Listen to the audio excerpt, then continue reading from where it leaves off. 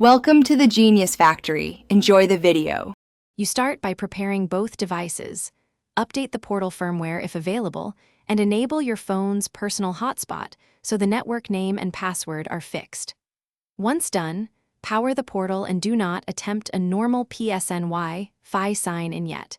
Instead, you'll use a workaround that forces the Portal to accept the hotspot. Make sure your phone's hotspot allows 5 GHz, if available, and that mobile data is active because the Portal will rely on the phone for internet. Next, implement the bridge. Configure a spare router or a travel hotspot to mimic your phone's SSID and password exactly, which tricks the Portal into connecting. Once the router broadcasts the matching network, connect the Portal to it as if it were your phone.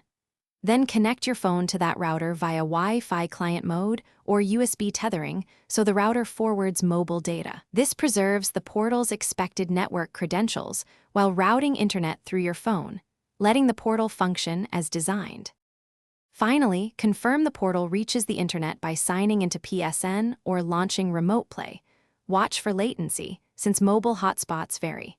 If it fails, reboot the Portal, router, and phone, then ensure the SSID and password match exactly, including capitalization.